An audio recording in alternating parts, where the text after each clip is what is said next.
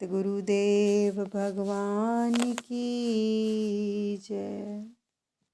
सभी प्रेमी एकाग्रचित होकर बैठे रहें। हर श्वास श्वास के अंदर सुमिरन चलता रहे और एक एक श्वास अपने प्रभु को सौंपते रहे।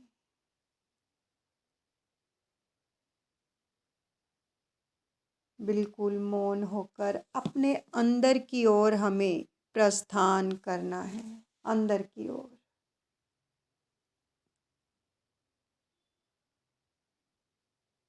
एक एक गहरी श्वास के साथ नाम का जाप होता रहेगा और उसके साथ ही आगे का प्रसंग दादा गुरुदेव जी के आशीर्वाद से आप सबको सुनाया जाता है।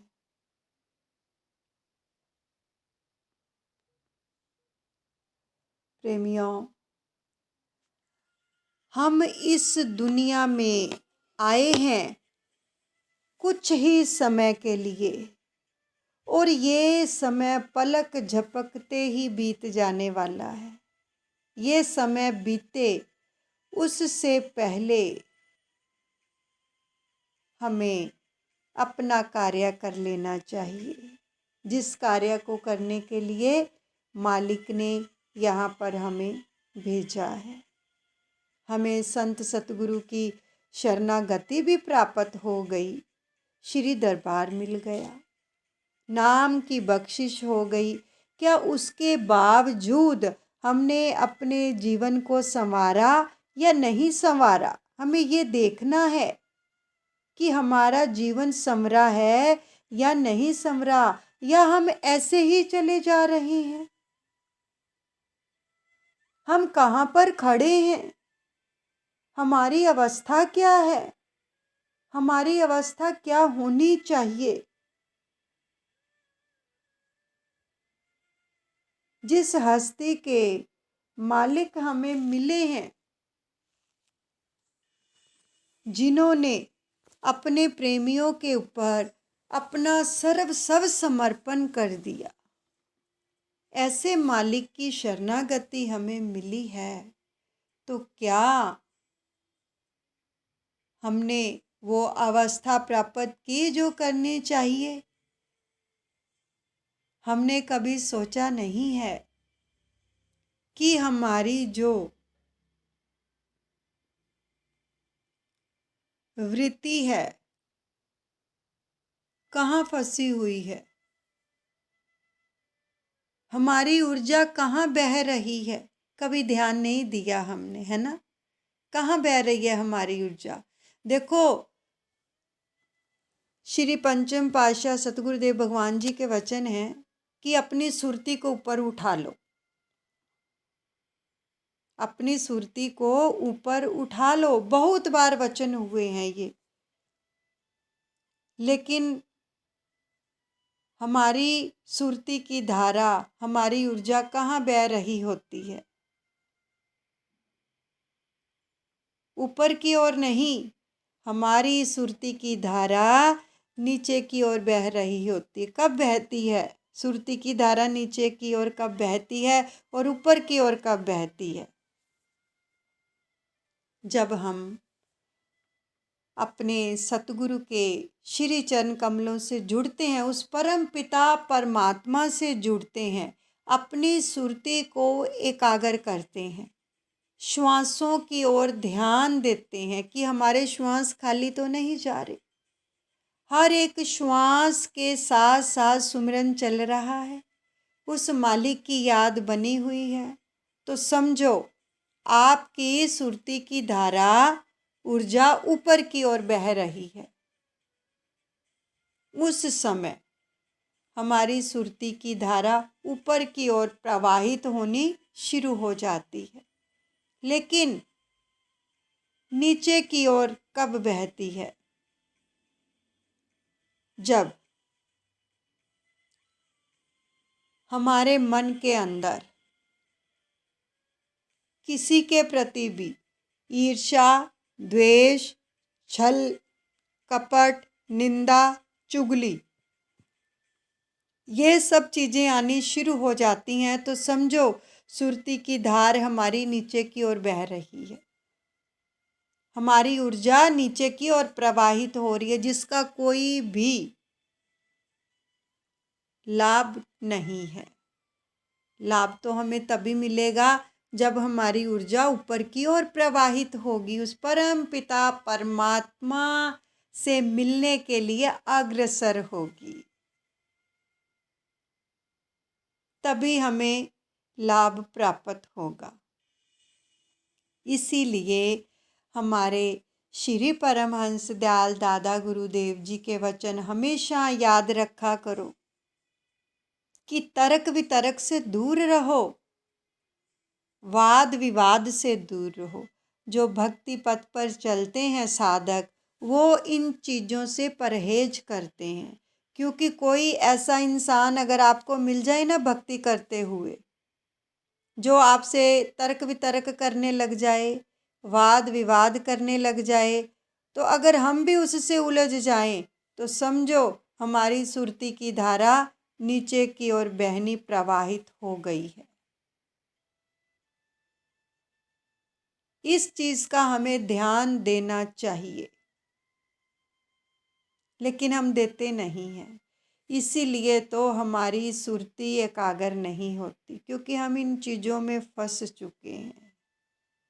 आप भक्ति कर रहे हो, किसी ने कुछ थोड़ा सा भी कुछ कह दिया, हमसे बर्दाश्त नहीं होगा और उसके बारे में हम चर्चा करनी शुरू कर देंगे, तो हमारी सुरती की धार जो है कहाँ प्रवाहित हो रही है? उसी की ओर, नीचे की ओर। ऊपर कौन है? ऊपर तो भगवान है। अगर उसके बारे में सोचेंगे तो सुरती की धारा ऊपर की ओर प्रवाहित होगी। अगर इन लोगों के बारे में ही सोचते रहेंगे, चाहे कोई भी है, तो समझो सुरती की धारा हमारी नीचे की ओर प्रवाहित हो रही है। हमारा प्रभु से मिलन नहीं हो सकता। हमारा प्रभु से मिलन तभी होगा जब हमारी सुरती की धारा ऊपर की ओर प्रवाहित होगी। गोपियों की सुरती कहाँ लगी रहती थी? ऊपर। श्री कृष्ण जहाँ पर बसते हैं। इसीलिए तो कहते हैं मस्तक पर ध्यान धरो, ऊपर की ओर। कभी ये तो नहीं कहा नीचे की ओर ध्यान धरो, ऊपर की ओर कहा जाता है। तो ऊपर कौन है? वो परम पिता परमात्मा, जिसने इस कायनात की रचना की है, वो ऊपर है। हमें भी ऊपर की ओर ही जाना है। हमारा रास्ता जो है ऊपर की ओर है, हमारी मंजिल ऊपर की ओर है, लेकिन हम चलते चलते फिर नीचे गिर जाते हैं। क्यों गिरते हैं? इन्हीं चीज़ों में फंसकर, वाद विवाद में, तर्क वितर्क में। और दादा गुरुदेव जी के वचन हैं, समय बहुत कम है और काम बहुत ज़्यादा है। कितना समय है हमारे पास पता है किसी को? किसी को भी नहीं पता है। इसलिए हमेशा जब भी आपके सामने कोई ऐसी सिचुएशन आ जाए तो समझ लो कि हमने अपनी सुरती की धारा को नीचे की ओर नहीं बहने देना, हमने ऊपर की ओर अपनी सुरती को उस परम पिता परमात्मा से मिलाना है। इसका बहाव ऊपर की ओर होगा, तभी हम अपने सतगुरु का सानिध्य प्राप्त कर पाएंगे। देखो, जब सुरती की धारा ऊपर की ओर प्रवाहित होती है ना, तो एक आनंद सा आता है। जब हम अपने सतगुरु के श्री चरण कमलों में बैठते हैं, ध्यान करते हैं, सुमिरन करते हैं, तो सच बताओ कितना आनंद आता है जब एकाग्रचित होकर बैठते हैं तो इसलिए हमेशा याद रखो, ध्यान रखो, काम काज करते हुए भी अपने श्वासों की तरफ ध्यान दिया करो। अगर आप चाहते हो कि जो नाम शब्द है वो हमारी श्वासों में बस जाए, हमें सुनाई देने लगे, तो अपनी श्वासों की तरफ हमें ध्यान देना है। दिन भर में आप कोई भी कार्य कर रहे हैं ना, तो श्वासों की तरफ ध्यान दें कि मेरे श्वास खाली तो नहीं जा रहे हैं। तो आप देखेंगे कि कुछ थोड़ा सा ही समय लगेगा, आपकी सुरती एकाग्र होनी शुरू हो जाएगी। उस परम पिता परमात्मा से हम जुड़ते चले जाएंगे, जुड़ते चले जाएंगे। देखो दादा गुरुदेव हमसे जो भी जिस प्रकार की भी भक्ति करवा रहे हैं, साधना करवा रहे हैं, किस लिए? अपने से जोड़ रहे हैं, हमें नाम से जोड़ रहे हैं।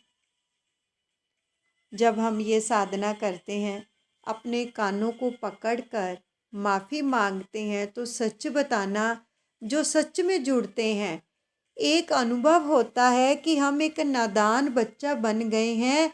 और जैसे कोई बच्चा गलती करता है, अपने टीचर के सामने, अपने माता पिता के सामने कान पकड़कर क्षमा मांगता है ना, ऐसा भाव आता है दिल के अंदर कि प्रभु मेरे अपराधों को क्षमा कर दीजिए। और हम जब जाप करते हैं तो सच में ऐसा ही अनुभव होता है कि छोटे बच्चे हैं, सामने दादा गुरुदेव सिंहासन पर विराजमान हैं और हम अपने कान पकड़कर उनसे माफ़ी मांग रहे हैं। जब हम ऐसी स्थिति बना लेते हैं, ऐसा अनुभव करते हैं, तो वाकई में ही उसका आशीर्वाद मिलता है। रात को सोते समय ये साधना अपने बच्चों से भी करवाया करें कि बेटा दिन भर में जो भी हमने नकारात्मक कर्म किए हैं, उस परमपिता परमात्मा से माफ़ी मांगे, अपने सतगुरु से कान पकड़कर उनको सिखाओ ये चीज़ें। जब ऐसे संस्कार आप दोगे ना बच्चों को, तो उनको समझ आएगी कि हमने गलती नहीं करनी है। ये संस्कार माता पिता ही दे सकते हैं, और ये संस्कार हमें कहाँ मिलते हैं? सत्संग में आकर। इसीलिए बार बार उन शब्दों को दोहराया जाता है। जे संगत चियावे प्यारिया, तेनू तेरा मैं कम समझावा। संत फरमाते हैं ये प्रेमी को, जे संगत चियावे प्यारिया, तेनू तेरा मैं कम समझावा। होर काम सारे करदा एक, विच सतसंग दे न आवें जी। कम्मा बिना नहीं सरदा, बिन सतसंग दे सर जावे। जे संगत च आवे प्यारिया, तेनू तेरा मैं कम समझावा। संत फरमाते हैं कि अगर तू सत्संग में आए तो तेरे को तेरा काम हम समझाएं, लेकिन तू क्या कहता है कि सत्संग के बिना तो सर जाता है, लेकिन इन कामों के बिना मेरा नहीं सरता। ऐसा ही कहते हैं ना। तो लेकिन अगर क्लास में नहीं आएंगे तो फिर सत्संग कहाँ से पाएंगे? वो शिक्षा कहाँ से मिलेगी?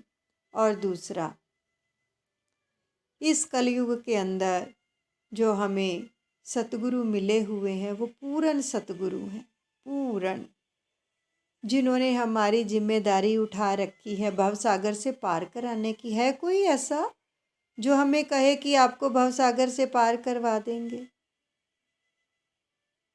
भवसागर से पार होना कोई आसान नहीं है। हम जैसे कर्म करते हैं ना, उनका भोग हमें भोगना पड़ता है। और बहुत बार दादा गुरुदेव जी के आशीर्वाद से ये बताया गया है कि भगवान भी अगर साथ में खड़े होंगे, तो अगर हमारे कर्म अच्छे नहीं होंगे, हम कर्म अच्छे नहीं करेंगे, तो भगवान कुछ नहीं कर पाएंगे। कर्मों का भुगतान हर हाल में देना पड़ेगा। भरत जैसे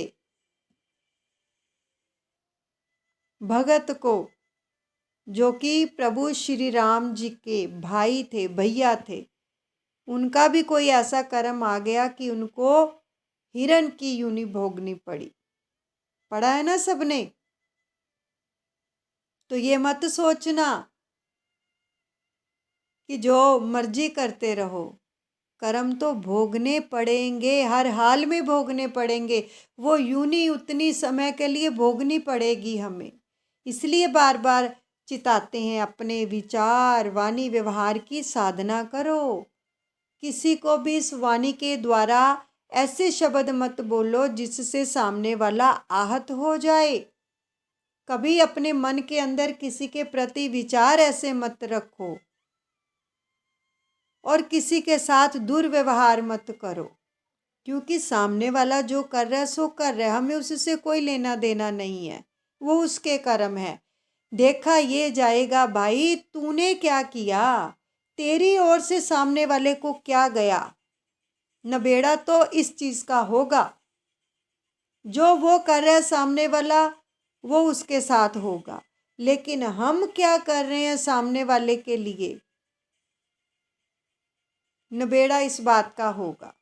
कर्म भोगने पड़ेंगे, हर हाल में भोगने पड़ेंगे, और कर्मों का भुगतान आसान हो जाए उसके लिए ये साधना बहुत ज़रूरी है। सच बताओ, अगर हमें अपनी वाणी का सदुपयोग करना आ जाए तो आपके घर में कितनी सुख शांति बन जाएगी। व्यवहार का सदुपयोग करना आ जाए, विचारों का सदुपयोग करना आ जाए तो घर स्वर्ग बनेगा या नहीं बनेगा, समाज स्वर्ग बनेगा या नहीं बनेगा, मन शांत रहेगा। अगर किसी के कुछ अपशब्द बोलने पर आपका मन जो है विचलित नहीं होता है तो समझ लो आप भक्ति पथ पर अग्रसर हो रहे हो। अगर किसी ने कुछ कह दिया लेकिन आपका मन विचलित हो रहा है तो आप जुड़े नहीं हुए। फिर हम जुड़े नहीं हुए अपने मालिक से। अगर विचलित होते हैं तो हम तभी जुड़ते हैं जब विचलित नहीं होते। एकाग्र हमारी सुरती एकाग्र रहती है, क्योंकि अगर ध्यान टूटा, किसी ने कुछ कहा, हमारा ध्यान जब टूटेगा तभी विचलित होंगे। जब ध्यान ही नहीं टूटेगा तो विचलित क्या होंगे। फिर तो प्रभु से तार मिली है तो मिली रहेगी। इसीलिए तो कहते हैं, मुझे ऐसी लगन तू लगा दे, मैं तेरे बिना पले न रहूं। दिल में नाम वाला, अपने प्रेम वाला दीपक जला दे, मैं तेरे बिना पले न रहूं, मैं तेरे बिना पले न रहूं। मांगा कभी ये अपने सतगुरु से कि ऐसी लगन लगा दो प्रभु कि मैं आपके बिना एक पल भी ना रहूं, एक पल भी। एक छोटा बच्चा होता है ना, जिसको माँ नहीं दिखती, रोता है ना। और जब माँ उसको उठा लेती है तो वो कितना खुश हो जाता है। उसको ममता, माँ की ममता, माँ का प्यार मिल जाता है, माँ का आलिंगन मिल जाता है।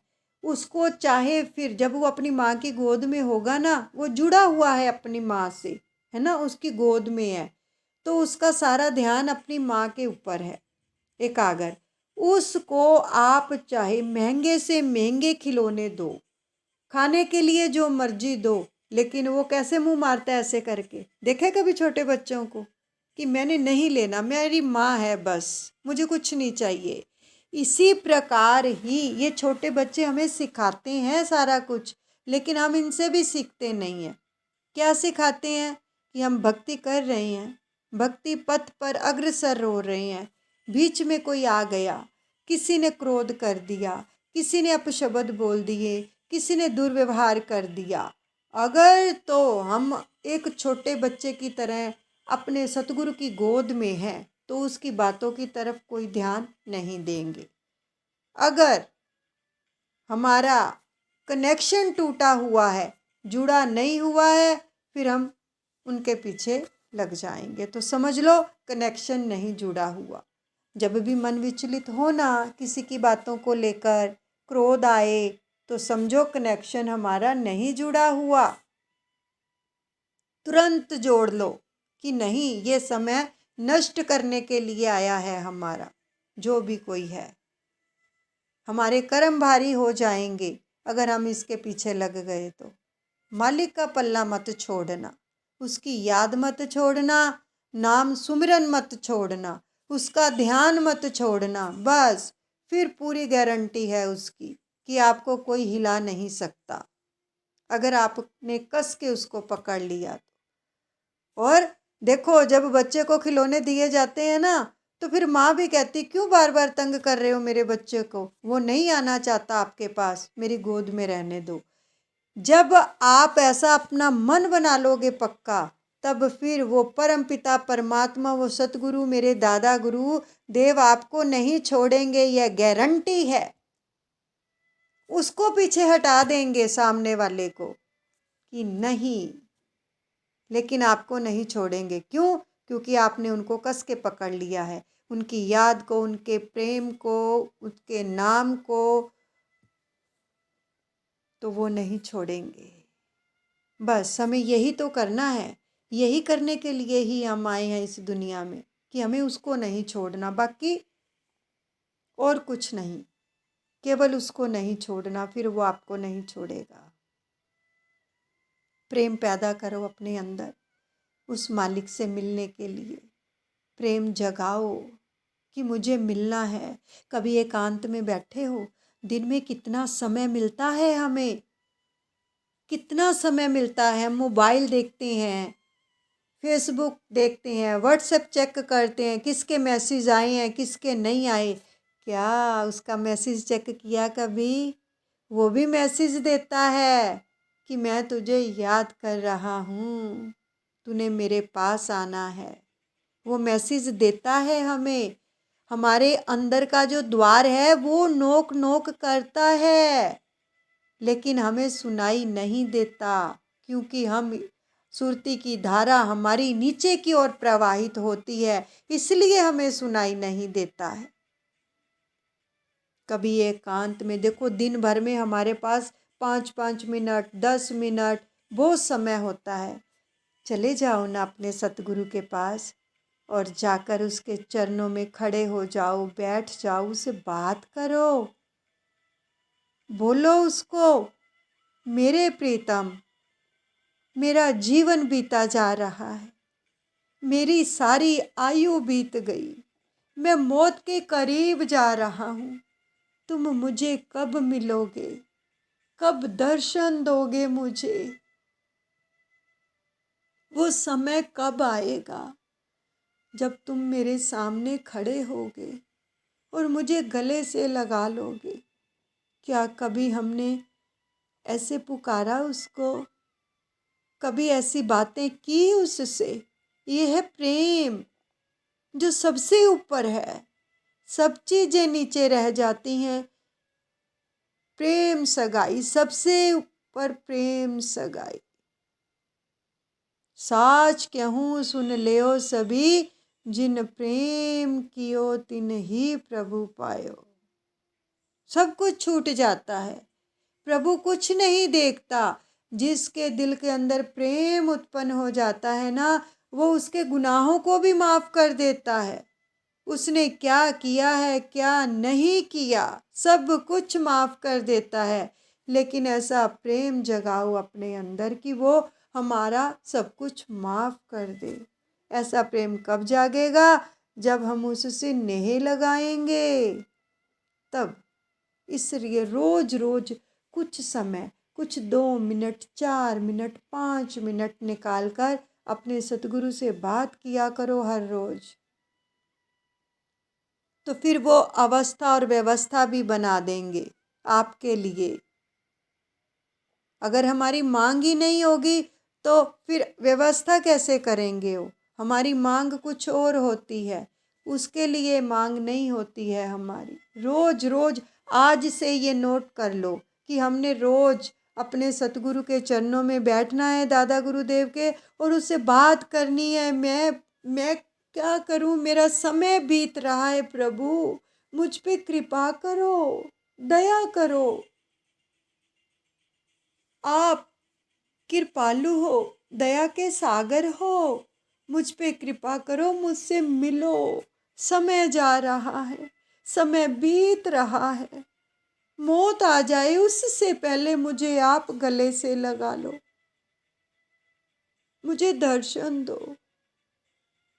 मेरा जीवन बीता जा रहा है, रोज बात किया करो तो एक दिन सच में वो आ जाएगा, हकीकत में बदल जाएगा ये सब कुछ। जब हम देखो दुनियावी चीज़ें मांगते हैं तो वो देता है ना, किसी चीज़ की कमी नहीं रखी उसने, लेकिन उसकी मांग तो करके देखो, आएगा और ज़रूर आएगा और गले से वो लगाएगा। मेरे दादा गुरुदेव आप सबका मंगल करें और इसी प्रकार सबको अपने चरणों से लगाए रखें, मैं यही दुआ करती हूँ। बोलो जयकारा, बोल मेरे श्री गुरु महाराज की जय। दयालु श्री परमहंस दयाले जी महाराज की जय।